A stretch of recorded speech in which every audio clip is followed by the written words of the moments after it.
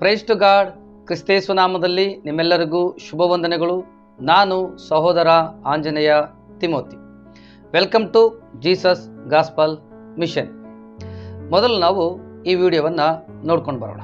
Says to me, on the 23rd and the 24th of September 2025, I will come to take my church. On the 23rd of this month, that storm is brewing and is ready to take over the world.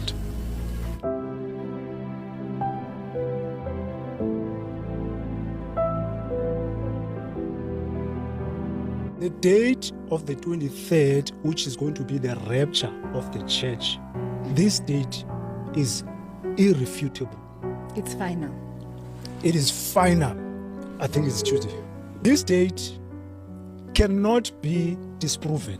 In fact, no one has disproven this date. People have said a lot of things. ಈ ವಿಡಿಯೋದಲ್ಲಿ ಕಾಣಿಸುವ pastor ಹೆಸರು Joshua ಲಕೇಲಾ ಅಂತ.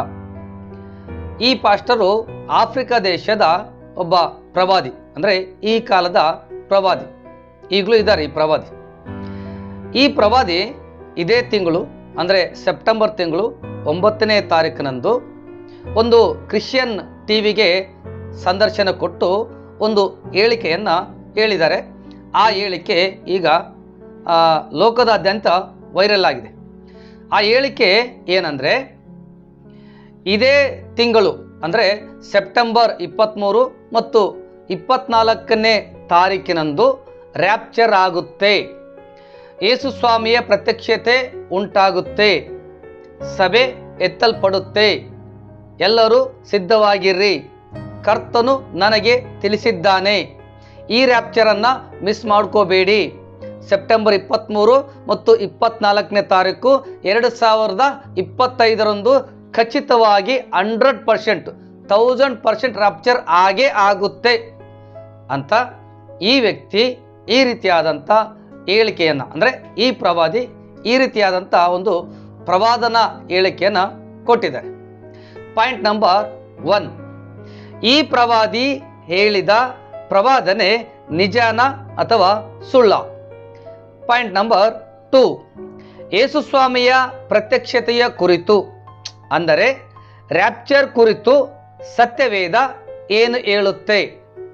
Point number 3, ಈ ಪ್ರವಾದಿ September 23 ಮತ್ತು 24ನೇ ತಾರೀಕು 2025ಕ್ಕೆ ಸಭೆ ಎತ್ತಲ್ಪಡುತ್ತೆ, ಅಂದರೆ ರ್ಯಾಪ್ಚರ್ ಸಂಭವಿಸುತ್ತೆ ಅಂತ ಯಾವ ಆಧಾರದ ಮೇಲೆ ಈ ಹೇಳಿಕೆಯನ್ನು ಕೊಟ್ಟನು ಅಂತ ಇಂದಿನ ಈ ವಿಡಿಯೋದಲ್ಲಿ ತಿಳ್ಕೊಳ್ಳೋಣ.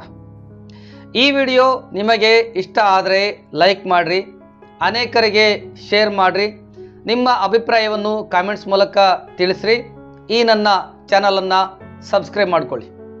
ಬಹಳ ಮುಖ್ಯವಾದ ಸೂಚನೆ ಏನಂದರೆ, ಈ ವಿಡಿಯೋವನ್ನು ಕೊನೆಯವರೆಗೂ ನೋಡಿ, ಕೊನೆಯಲ್ಲಿ ಹಿಡನ್ ಸೀಕ್ರೆಟ್ ಇದೆ. ಬನ್ನಿ ಈಗ ವಾಕ್ಯ ಓದೋಣ. ಮತ್ತಾಯನ ಸುವಾರ್ತೆ 24ನೇ ಅಧ್ಯಾಯ 3 ಮತ್ತು 36ನೇ ವಚನ. ಈಗ 3ನೇ ವಚನ ಓದಿಕೊಳ್ಳೋಣ. ಬಳಿಕ ಆತನು ಎಣ್ಣೆ ಮರಗಳ ಗುಡ್ಡದ ಮೇಲೆ ಕೂತಿದ್ದಾಗ ಶಿಷ್ಯರು ಆತನ ಬಳಿಗೆ ಪ್ರತ್ಯೇಕವಾಗಿ ಬಂದು, ಅದು ಯಾವಾಗ ಆಗುವುದು? ನೀನು ಪ್ರತ್ಯಕ್ಷನಾಗುವುದಕ್ಕೂ ಯುಗದ ಸಮಾಪ್ತಿಗೂ ಸೂಚನೆ ಏನು? ನಮಗೆ ಹೇಳು ಅನ್ನಲು. ಮತ್ತೊಂದು ಸರಿ ಗಮನ ಇಟ್ಟು ಕೇಳಿಸ್ಕೊಳ್ಳಿ. ಪಾಯಿಂಟ್ ನಂಬರ್ 1, ನೀನು ಪ್ರತ್ಯಕ್ಷನಾಗುವುದಕ್ಕೂ. ಪಾಯಿಂಟ್ ನಂಬರ್ 2, ಯುಗದ ಸಮಾಪ್ತಿಗೂ ಸೂಚನೆ ಏನು? ನಮಗೆ ಹೇಳು ಅಂತ ಕೇಳ್ತಾರೆ. ಈಗ 36ನೇ ವಚನ. ಇಲ್ಲಿ ಯೇಸು ಸ್ವಾಮಿ ತನ್ನ ಪ್ರತ್ಯಕ್ಷತೆಯ ಕುರಿತಾಗಿ ಹೇಳ್ತಾನೆ. 36ನೇ ವಚನದಿಂದ ಆತನ ಪ್ರತ್ಯಕ್ಷತೆಯ ಕುರಿತಾದಂಥ ವಚನಗಳು ಇವೆ. 36ನೇ ವಚನ, ಇದಲ್ಲದೆ ಆ ದಿನದ ವಿಷಯವು, ಆ ಗಳಿಗೆಯ ವಿಷಯವು ನನ್ನ ತಂದೆಯೊಬ್ಬನಿಗೆ ತಿಳಿಯುವುದೇ ಹೊರತು ಮತ್ತಾರಿಗೂ ತಿಳಿಯದು, ಪರಲೋಕದಲ್ಲಿರುವ ದೂತರಿಗೂ ತಿಳಿಯದು, ಮಗನಿಗೂ ತಿಳಿಯದು. ನೋಡ್ರಿ, ವಾಕ್ಯ ಎಷ್ಟು ಸ್ಪಷ್ಟವಾಗಿದೆ. ಆ ದಿನದ ವಿಷಯವಾಗಿಯೂ ಆ ಗಳಿಗೆಯ ವಿಷಯವಾಗಿಯೂ, ಅಂದರೆ ರ್ಯಾಪ್ಚರ್ ಕುರಿತಾದ ಮಾತಿದು. ಯೇಸುಸ್ವಾಮಿಯ ಪ್ರತ್ಯಕ್ಷತೆಯ ಗಳಿಗೆಯ ಕುರಿತು, ಯೇಸುಸ್ವಾಮಿಯ ಪ್ರತ್ಯಕ್ಷತೆಯ ದಿನದ ಕುರಿತಾಗಿ ಈ ಮಾತನ್ನ ಯೇಸುಸ್ವಾಮಿ ತನ್ನ ಶಿಷ್ಯರಿಗೆ ಹೇಳ್ತಾನೆ. ಪಾಯಿಂಟ್ ನಂಬರ್ 1, ನನ್ನ ತಂದೆಯೊಬ್ಬನಿಗೆ ತಿಳಿಯುವುದೇ ಹೊರತು ಮತ್ತಾರಿಗೂ ತಿಳಿಯದು. ಪಾಯಿಂಟ್ ನಂಬರ್ 2, ಇದರ ಅರ್ಥ ಮನುಷ್ಯರಿಗೂ ತಿಳಿಯದು ಅಂತ. ಪಾಯಿಂಟ್ ನಂಬರ್ 3, ಪ್ರವಾದಿಗಳಿಗೂ ತಿಳಿಯದು ಅಂತ ಅರ್ಥ. ಪಾಯಿಂಟ್ ನಂಬರ್ 4, ಸೈತಾನನಿಗೂ ಅವನ ದೂತರಿಗೂ ತಿಳಿಯದು ಅಂತ ಅರ್ಥ. ಪಾಯಿಂಟ್ ನಂಬರ್ 5, ಪರಲೋಕದ ದೇವದೂತರಿಗೂ ತಿಳಿಯದು ಅಂತ ಅರ್ಥ. ಪಾಯಿಂಟ್ ನಂಬರ್ 6, ಮಗನಿಗೂ ತಿಳಿಯದು ಅಂತ ಯೇಸುಸ್ವಾಮಿ ಸ್ಪಷ್ಟವಾಗಿ ಹೇಳಿದ್ದಾನೆ. ಈಗ ಯೇಸುಸ್ವಾಮಿಯೇ ತನ್ನ ಪ್ರತ್ಯಕ್ಷತೆ ಕುರಿತು ಈ ರೀತಿಯಾಗಿ ಹೇಳಿರುವಾಗ ಈ ಪ್ರವಾದಿ ಬಂದು ಸೆಪ್ಟೆಂಬರ್ 24ನೇ ತಾರೀಕಿಗೆ ಸಭೆ ಎತ್ತಲ್ಪಡುತ್ತೆ ಅಂತ ಹೇಳಿದ್ದಾರೆ. ಒಂದು ವೇಳೆ ಈ ಪ್ರವಾದಿ ಹೇಳಿದಂಥ ಹೇಳಿಕೆ ಸತ್ಯ ಆಯಿತು ಅಂದರೆ, ನೆರವೇರಿತು ಅಂದರೆ, ಯೇಸುಸ್ವಾಮಿ ಹೇಳಿದಂಥ ವಾಕ್ಯ ಸುಳ್ಳಾಯಿತು ಅಂತ ಅರ್ಥ. ವಾಕ್ಯವೇ ಯೇಸುಸ್ವಾಮಿ ಅಲ್ವಾ, ಯೇಸುಸ್ವಾಮಿ ಸುಳ್ಳಾದ ಅಂತ ಅರ್ಥ ಆಗುತ್ತೆ. ಆ ರೀತಿ ಪ್ರೂವ್ ಆಗುತ್ತೆ. ಸೊ ಹಾಗಾಗಿ ಈ ಪ್ರವಾದಿ ಹೇಳಿದ್ದು ಸತ್ಯ ಅಲ್ಲ, ಅದು ಸುಳ್ಳು. ಯಾಕಂದ್ರೆ ವಾಕ್ಯ ಆಧಾರಿತವಾಗಿ ಹೇಳ್ಬೇಕೇನಾದ್ರೂ ಹೇಳಂಗಿದ್ರೆ ಯೇಸುಸ್ವಾಮಿನೇ ಹೇಳಿದ್ದಾನೆ, ಆ ಗಳಿಗೆ ಮತ್ತು ಆ ದಿನದ ಕುರಿತಾಗಿ ನನ್ನ ತಂದೆಯೊಬ್ಬನಿಗೆ ಹೊರತು ಮತ್ತಾರಿಗೂ ತಿಳಿದಂದ್ಮೇಲೆ ಮುಗಿದೋಯ್ತು. ಪ್ರವಾದಿಗಳು ಕೂಡ ತಿಳಿಸಲ್ಲ ಅಂತ ಅರ್ಥ, ದೇವದೂತರಿಗೂ ಕೂಡ ಗೊತ್ತಿಲ್ಲ ಅಂತ ಅರ್ಥ. ಅದು ಯೇಸುಸ್ವಾಮಿನೇ ಹೇಳಿದಾನಲ್ಲ, ಪರಲೋಕದ ದೂತರಿಗೂ ಗೊತ್ತಿಲ್ಲ, ದೆವ್ವಗಳಿಗೂ ಗೊತ್ತಿಲ್ಲ, ಮಗನಿಗೂ ತಿಳಿಯೋದಂತ ವಾಕ್ಯ ಇರ್ಬೇಕಾದ್ರೆ ಈ ವ್ಯಕ್ತಿ ನನಗೆ ಗೊತ್ತಿದೆ ಅಂತ ಹೇಳ್ತಾನೆ. ಇದು ಸುಳ್ಳು ಪ್ರವಾದನೆ, ಈ ಹೇಳಿಕೆ ಸುಳ್ಳು. ನೋಡ್ರಿ, ಯೇಸುಸ್ವಾಮಿ ಪ್ರತ್ಯಕ್ಷ ಆಗೋದು ಹೇಗಿರುತ್ತೆ ಅಂತ ಯೇಸುಸ್ವಾಮಿನೇ ಖುದ್ದಾಗಿ ಮತ್ತಾಯನ ಸುವಾರ್ತೆ 24ನೇ ಅಧ್ಯಾಯ, ಲೂಕನ ಸುವಾರ್ತೆ 17ನೇ ಅಧ್ಯಾಯದಲ್ಲಿ ಸ್ಪಷ್ಟವಾಗಿ ಹೇಳಿದ್ದಾನೆ. ಮನುಷ್ಯ ಕುಮಾರನ ಪ್ರತ್ಯಕ್ಷತೆ ಹೇಗಿರುವುದೆಂದರೆ, ನೋಹನ ಕಾಲದಲ್ಲಿ ಮನುಷ್ಯರು ಮದುವೆ ಮಾಡಿಕೊಡುತ್ತಾ ಇದ್ದರು, ಮೈಮರೆತು ಜೀವಿಸ್ತಾ ಇದ್ರು. ಆ ಸಮಯದಲ್ಲಿ ಸಡನ್ಲಿ ಜಲಪ್ರಳಯ ಬಂದು ಆ ಕಾಲದವರೆಲ್ಲರನ್ನ ಬಡ್ಕೊಂಡು ಹೋಗುತ್ತೆ, ನೋಹನ ಕುಟುಂಬ ಮಾತ್ರ ಬದುಕೊಳ್ಳುತ್ತೆ. ಆ ಸಮಯದಲ್ಲಿ ಅಂದರೆ ನೋಹನ ಕಾಲದಲ್ಲಿ ಮಳೆ ಸಡನ್ ಆಗಿ ಬರುತ್ತೆ. ಆ ರೀತಿಯಾಗಿ ಮನುಷ್ಯ ಕುಮಾರನ ಪ್ರತ್ಯಕ್ಷತೆ ಇರುತ್ತೆ ಅಂತ ಯೇಸುಸ್ವಾಮಿನೇ ಖುದ್ದಾಗಿ ಹೇಳಿದ್ದಾರೆ. ಮತ್ತೆ ಎರಡನೇದು, ಲೋಟನ ಕಾಲದಲ್ಲಿ ಅಂದರೆ ಅಬ್ರಾಹ್ಮನ ಕಾಲದಲ್ಲಿ ಸೊದೋಮ್ ಗೊಮೋರದ ಆ ಜನರು ಮಾರುತ್ತಾ ಇದ್ರು, ಕೊಂಡ್ಕೊಳ್ತಾ ಇದ್ರು, ಹ್ಯಾಪಿ ಆಗಿದ್ರು, ಆ ಮನಸ್ಸಿಗೆ ಬಂದಂಗೆ ಬದುಕ್ತಾ ಇದ್ರು, ಕುಣಿತಾ ಇದ್ರು, ಕುಡಿತಾ ಇದ್ರು, ಇಚ್ಛಾನುಸಾರ ಬದುಕ್ತಾ ಇದ್ರು. ಸಡನ್ಲಿ ದೇವರು ಆಕಾಶದಿಂದ ಬೆಂಕಿ ಮಳೆಯನ್ನ ಸುರಿಸಿದ, ಅಲ್ಲಿ ಲೋಟ ಮಾತ್ರ ತಪ್ಪಿಸ್ಕೊಂಡ. ಸೊ ಆ ರೀತಿಯಾಗಿ ಮನುಷ್ಯ ಕುಮಾರನ ಪ್ರತ್ಯಕ್ಷತೆ ಇರುತ್ತೆ ಅಂತ ಯೇಸುಸ್ವಾಮಿನೇ ಖುದ್ದಾಗಿ ಹೇಳಿದ್ದಾರೆ. ಮೂರನೇದು, ನಾನು ಬರುವ ಸಮಯ ಅಂದ್ರೆ ಕಳ್ಳನು ಬರುವಂತೆ ನಾನು ಬರುತ್ತೇನಂತ ಯೇಸುಸ್ವಾಮಿನೇ ಹೇಳಿದ್ದಾರೆ. ಕಳ್ಳನು ಯಾರಿಗೆ ಹೇಳಿ ಬರಲ್ಲ, ಇನ್ಫಾರ್ಮೇಶನ್ ಕೊಟ್ಟು ಬರಲ್ಲ. ಆ ರೀತಿಯಾಗಿ ನಾನು ಬರುತ್ತೇನೆ ಅಂತ ಯೇಸುಸ್ವಾಮಿನೇ ಸತ್ಯವೇದದಲ್ಲಿ ಹೇಳಿದ್ದಾನೆ. ಹಂಗಂತ ಯೇಸುಸ್ವಾಮಿ ಕಳ್ಳ ಅಲ್ಲ, ಕರ್ತನು ಬರುವ ದಿನ ಕಳ್ಳನು ಬರುವಂತೆ ಇರುತ್ತೆ ಅಂತ ವಾಕ್ಯ ಹೇಳುತ್ತೆ. ಸೊ ಯೇಸುಸ್ವಾಮಿಯೇ ಈ ರೀತಿಯಾಗಿ ಹೇಳಿರ್ಬೇಕಾದ್ರೆ ಈ ಪ್ರವಾದಿ ಬಂದು ದೇವರು ನನಗೆ ತಿಳಿಸ್ಕೊಟ್ಟಿದ್ದಾನೆ, ಡೇಟು 23ನೇ ತಾರೀಕು ಸೆಪ್ಟೆಂಬರ್ 24 ಅಂತ ಹೇಳ್ತಾ ಇದ್ದಾನೆ, 2025ರಲ್ಲಿ ರ್ಯಾಪ್ಚರ್ ಆಗುತ್ತೆ ಅಂತ. ಹಾಗಾದ್ರೆ ಈ ಸೇವಕ ಯಾವ ಆಧಾರದ ಮೇಲೆ ಇಂಥ ದೊಡ್ಡ ಸ್ಟೇಟ್ಮೆಂಟ್ ಅನ್ನ ಕೊಟ್ಟ ಅಂತ ಈಗ ನೋಡೋಣ. ಪಾಯಿಂಟ್ ನಂಬರ್ 1, ಪೌಲ ಪರದೇಶಿಗೆ ಹೋಗಿ ಬಂದಂತ ಘಟನೆ 2ನೇ ಕೊರಿಂಥದಲ್ಲಿ 12ನೇ ಅಧ್ಯಾಯದಲ್ಲಿ ನಾವು ನೋಡ್ತೀವಲ್ಲ, ಅದನ್ನ ಆಧಾರ ಮಾಡಿಕೊಂಡು ಈ ಸೇವಕ ಹೇಳ್ತಾ ಇದ್ದಾನೆ. ಈ ಸೇವಕ ಹೇಳಿದ್ದು ಕೂಡ ಇದೇ ರೀತಿಯಾಗಿದೆ. ಏನಂತಂದ್ರೆ, ನಾನು ಕೂಡ ಪರಲೋಕಕ್ಕೆ ಹೋಗಿದ್ದೆ, ಅಲ್ಲಿ ನನಗೆ ದೇವರು ತಿಳಿಸಿಕೊಟ್ಟ, ನೀನು ಹೋಗಿ ಭೂಲೋಕಕ್ಕೆ ತಿಳಿಸು, ನಾನು ಸೆಪ್ಟೆಂಬರ್ 23ನೇ ತಾರೀಕು 24ನೇ ತಾರೀಕು ಪ್ರತ್ಯಕ್ಷನಾಗ್ತೀನಿ, ಸಭೆಯನ್ನ ತಗೊಂಡು ಹೋಗ್ತೀನಿ ಅಂತ ನನಗೆ ಯೇಸುಸ್ವಾಮಿ ಹೇಳಿದ, ನಾನು ಪರಲೋಕಕ್ಕೆ ಎತ್ತಲ್ಪಟ್ಟಿದ್ದೆ ಅಂತ ಹೇಳ್ತಾನೆ. ಇದನ್ನ ಸತ್ಯವೇದದಲ್ಲಿ ನಾವು ಎಲ್ಲಿ ನೋಡ್ತೀವಿ? ಪೌಲನು ಹೇಳ್ತಾನೆ 2ನೇ ಕೊರಿಂಥದಲ್ಲಿ 12ನೇ ಅಧ್ಯಾಯದಲ್ಲಿ, 14 ವರ್ಷಗಳ ಹಿಂದೆ ಒಬ್ಬ ಮನುಷ್ಯನು 3ನೇ ಆಕಾಶದ ಪರ್ಯಂತರಕ್ಕೂ ಎತ್ತಲ್ಪಟ್ಟನು. ಅವನು ಶರೀರ ಸಮೇತವಾಗಿ ಹೋಗಿದ್ನೋ ಶರೀರ ರಹಿತವಾಗಿ ಹೋಗಿದ್ನೋ ಗೊತ್ತಿಲ್ಲ. ಪರದೇಶಿಗೆ ಒಯ್ಯಲ್ಪಟ್ಟಿದ್ದೆನು, ಅಲ್ಲಿ ಕೇಳಲು ಅಲಕ್ಷ್ಯವಾದ ಮಾತುಗಳನ್ನು ಕೇಳಿದೆನು ಅಂತ ಪೌಲ ಹೇಳ್ತಾನೆ. ಸೊ ಅದನ್ನ ಆಧಾರವಾಗಿ ಇಟ್ಕೊಂಡು ಈ ಪ್ರವಾದಿ ಹೇಳಿದ್ದಾನೆ. ಪಾಯಿಂಟ್ ನಂಬರ್ 2, ಯಹೂದ್ಯರ ಸುಗ್ಗಿ ಹಬ್ಬದ ಆಧಾರದ ಮೇಲೆ ದ ಫೀಸ್ಟ್ ಆಫ್ ಟ್ರಂಪೆಸ್ಟ್ ಅಂತಂದೇಳಿ ಒಂದು ಫೆಸ್ಟಿವಲ್ ಮಾಡ್ತಾರೆ. ಇದೇ ಅಶ್ವಯುಜ ತಿಂಗಳು, ಅಂದರೆ ಇದೇ ತಿಂಗಳು 22ನೇ ತಾರೀಕು ಸಾಯಂಕಾಲ 6 ಗಂಟೆಯಿಂದ 23ನೇ ತಾರೀಕು ಸಾಯಂಕಾಲ 6 ಗಂಟೆಗೆ ಯಹೂದ್ಯರಿಗೆ ಅಶ್ವಯುಜ ಮಾಸದ ಮೊದಲನೇ ದಿನ, ಅಂದರೆ ತಿಸ್ರಿ ಮಂತಿನ ಮೊದಲನೇ ದಿನ, ಅದನ್ನು ಅವರು ಕೊಂಬನ್ನು ಊದಿ ಪ್ರಕಟಪಡಿಸಿ ವಿಶ್ರಾಂತಿ ತಗೊಳ್ತಾರೆ. ಸೊ ಅದು ಕೂಡ ಸತ್ಯವೇದದಲ್ಲಿದೆ. ಯಾಜಕ ಕಾಂಡ 23ನೇ ಅಧ್ಯಾಯ 23ರಿಂದ 25ನೇ ವಚನ. ಯೆಹೋವನು ಮೋಶೆಗೆ ಹೇಳಿದ್ದೇನೆಂದರೆ, ನೀನು ಇಸ್ರಾಯೇಲರಿಗೆ ಹೀಗೆ ಆಜ್ಞಾಪಿಸಬೇಕು, 7ನೆಯ ತಿಂಗಳಿನ ಮೊದಲನೆಯ ದಿನದಲ್ಲಿ ನಿಮಗೆ ಸಂಪೂರ್ಣ ವಿರಾಮವಿರಬೇಕು. ಅದನ್ನು ತುತ್ತೂರಿಗಳ ಧ್ವನಿಯಿಂದ ಪ್ರಕಟಪಡಿಸಬೇಕು. ದೇವರ ಆರಾಧನೆಗಾಗಿ ಸಭೆ ಕೂಡಬೇಕು.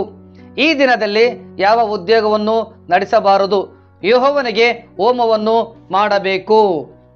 ಸೊ ಇದು ದ ಫೀಸ್ಟ್ ಆಫ್ ಟ್ರಂಪೆಸ್ಟ್ ಅನ್ನುವಂಥ ಯಹೂದ್ಯರ ಒಂದು ಹಬ್ಬ, ಸುಗ್ಗಿ ಹಬ್ಬ ಅಂತ ಕರೀತಾರೆ.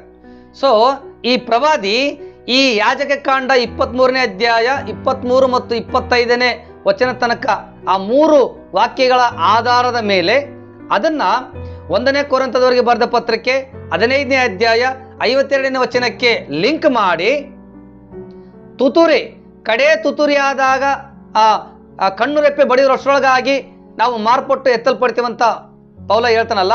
ಸೊ ಅವೆರಡನ್ನ ಲಿಂಕ್ ಮಾಡಿ ಈ ಸೇವಕ ಈ ಒಂದು ಸ್ಟೇಟ್ಮೆಂಟನ್ನು ಕೊಟ್ಟಿದ್ದಾನೆ.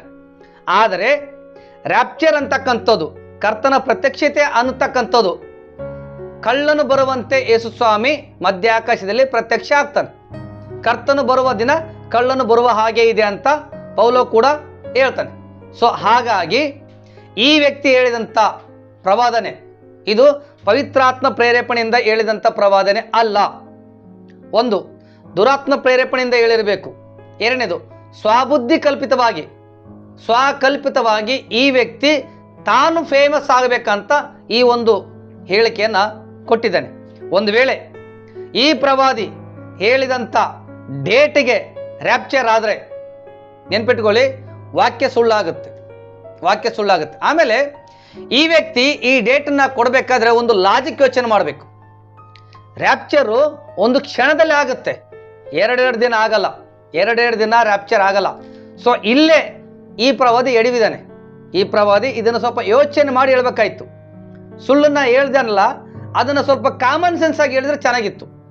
ಸೊ ಇದು ಸ್ವಕಲ್ಪಿತವಾದಂಥ ಪ್ರವಾದನೆ, ತಾನು ಫೇಮಸ್ ಆಗಲಿಕ್ಕೆ ಹೇಳಿದಂಥ ಪ್ರವಾದನೆ.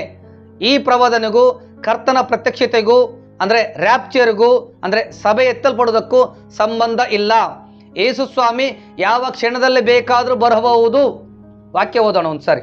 ಇಬ್ರಿಯರಿಗೆ ಬರೆದ ಪತ್ರಿಕೆ 10ನೇ ಅಧ್ಯಾಯ 25ನೇ ವಚನ. ಸಭೆಯಾಗಿ ಕೂಡಿಕೊಳ್ಳುವುದನ್ನು ಕೆಲವರು ರೂಢಿಯಾಗಿ ಬಿಟ್ಟಿರುವ ಪ್ರಕಾರ ನಾವು ಬಿಟ್ಟು ಬಿಡದೆ ಒಬ್ಬರನ್ನೊಬ್ಬರು ಎಚ್ಚರಿಸೋಣ. ಕರ್ತನ ಪ್ರತ್ಯಕ್ಷತೆಯ ದಿನವು ಸಮೀಪಿಸುತ್ತಾ ಬರುತ್ತದೆ. ಕರ್ತನ ಪ್ರತ್ಯಕ್ಷತೆಯ ದಿನವು ಸಮೀಪಿಸುತ್ತಾ ಬರುತ್ತದೆ ಎಂದು ನೀವು ನೋಡಿರುವುದರಿಂದ ಇದನ್ನು ಮತ್ತಷ್ಟು ಮಾಡಿರಿ. ಕರ್ತನ ಪ್ರತ್ಯಕ್ಷತೆಯ ದಿನ, ಮನುಷ್ಯ ಕುಮಾರನ ಪ್ರತ್ಯಕ್ಷತೆಯ ದಿನ, ಯೇಸು ಸ್ವಾಮಿಯ ಪ್ರತ್ಯಕ್ಷತೆಯ ದಿನ, ಸಭೆ ಎತ್ತಲ್ಪಡುವ ದಿನ, ರ್ಯಾಪ್ಚರ್ ಆಗುವ ದಿನ ಸಮೀಪವಾಗಿದೆ, ಸತ್ಯವೇದನೆ ಹೇಳುತ್ತೆ. ಸೊ ಹಾಗಾಗಿ ನಾವು ಆ 10 ಮಂದಿ ಕನ್ಯರಲ್ಲಿ 5 ಮಂದಿ ಕನ್ಯರು ಯಾವ ರೀತಿಯಾಗಿ ಸಿದ್ಧವಾಗಿದ್ರು ಆ ರೀತಿಯಾಗಿ ಸಿದ್ಧವಾಗಿರಬೇಕು. ಆ ರೀತಿ ಸಿದ್ಧವಾಗಿದ್ರೆ ಕಣ್ಣು ರೆಪ್ಪೆ ಬಡಿಯೋರಷ್ಟರೊಳಗಾಗಿ ನಾವು ಪರಲೋಕಕ್ಕೆ ಎತ್ತಲ್ಪಡ್ತೀವಿ. ಯಾವಾಗ ಬೇಕಾದರೂ ಈ ಪ್ರತ್ಯಕ್ಷತೆ ಸಂಭವಿಸಬಹುದು, ರ್ಯಾಪ್ಚರ್ ಸಂಭವಿಸಬಹುದು. ಇವತ್ತೇ ಈ ಕ್ಷಣದಲ್ಲೇ ಸಂಭವಿಸ್ಬೋದು, ಇವತ್ತು ನೈಟೇ ಸಂಭವಿಸ್ಬೋದು, ನಾಳೆ ಬೆಳಿಗ್ಗೆ ಸಂಭವಿಸ್ಬೋದು, ಈ ವಾರದಲ್ಲಿ ಸಂಭವಿಸ್ಬೋದು, ಈ ತಿಂಗಳಲ್ಲೇ ಆಗ್ಬೋದು, ಈ ವರ್ಷದಲ್ಲೇ ಆಗ್ಬೋದು, ಇನ್ನು 10 ವರ್ಷ ಬಿಟ್ಟು ಆಗ್ಬೋದು. ಈ ವಿಷಯದ ಕುರಿತಾಗಿ, ಈ ಗಳಿಗೆಯ ಕುರಿತಾಗಿ ಅಂದರೆ ಆ ರ್ಯಾಪ್ಚರ್ ಕುರಿತಾಗಿ ಯಾರಿಗೂ ಕೂಡ ಈ ಭೂಲೋಕದಲ್ಲಿ ಗೊತ್ತಿಲ್ಲ, ಗೊತ್ತಾಗಲಿಕ್ಕೆ ಸಾಧ್ಯ ಇಲ್ಲ. ಕಡೆದಾಗಿ ಒಂದು ವಾಕ್ಯವನ್ನು ಓದಿ ಮುಗಿಸೋಣ. ಅಪೊಸ್ತಲರ ಕೃತ್ಯ 1ನೇ ಅಧ್ಯಾಯ 6 ಮತ್ತು 7ನೇ ವಚನ. ಕೂಡಿ ಬಂದವರು ಆತನನ್ನು, ಸ್ವಾಮಿ, ನೀನು ಇದೇ ಕಾಲದಲ್ಲಿ ಇಸ್ರಾಯೇಲ್ ಜನರಿಗೆ ರಾಜ್ಯವನ್ನು ತಿರುಗಿ ಸ್ಥಾಪಿಸಿಕೊಡುವೆಯೋ ಎಂದು ಕೇಳಲು ಆತನು ಅವರಿಗೆ, ತಂದೆಯು ಸ್ವಂತ ಅಧಿಕಾರದಲ್ಲಿಟ್ಟುಕೊಂಡಿರುವ ಕಾಲಗಳನ್ನು ಸಮಯಗಳನ್ನು ತಿಳುಕೊಳ್ಳುವುದು ನಿಮ್ಮ ಕೆಲಸವಲ್ಲ. ಈ ಪ್ರವಾದಿ ಈ ವಾಕ್ಯವನ್ನೇನಾದರೂ ಓದಿದ್ರೆ ಈ ಕೆಲಸ ಮಾಡ್ತಿದ್ದಿಲ್ಲ. ಫಸ್ಟ್ ಆಫ್ ಆಲ್, ಹೌದು, ಈತನ ಕೆಲಸ ಅಲ್ಲ ಇದು. ಈತನ ಕೆಲಸ ಏನು? ದೇವರ ಸೇವೆ ಮಾಡಬೇಕು, ವಾಕ್ಯ ಬೋಧನೆ ಮಾಡಬೇಕು, ದೇವರು ಹೇಳಿದ್ದನ್ನ ಹೇಳಬೇಕು. ಅದನ್ನು ಬಿಟ್ಟು ಯಾವ ಕೆಲಸ ಮಾಡಬೇಡ ಅಂತಂದೇಳಿ ಯೇಸ್ವಾಮಿ ಹೇಳಿದನು, ಆ ಕೆಲಸ ಮಾಡಕ್ಕೆ ಹೋಗ್ಯಾನೆ ಈ ಪ್ರವಾದಿ. ಸೊ ಹಾಗಾಗಿ ಈ ಪ್ರವಾದಿಯ ಪ್ರವಾದನೆ ಅಕಾರ್ಡಿಂಗ್ ಟು ಬೈಬಲ್ ಪ್ರಕಾರವಾಗಿ ಇಲ್ಲ. ಈ ಪ್ರವಾದನೆಯನ್ನು ನಂಬಬೇಡಿ. ಯೇಸು ಸ್ವಾಮಿ ಯಾವಾಗ ಬೇಕಾದರೂ ಬರ್ಬೋದು. Be ready, be ready. ದೇವರು ನಿಮ್ಮೆಲ್ಲರನ್ನ ಆಶೀರ್ವಾದ ಮಾಡಲಿ. Praise the lord.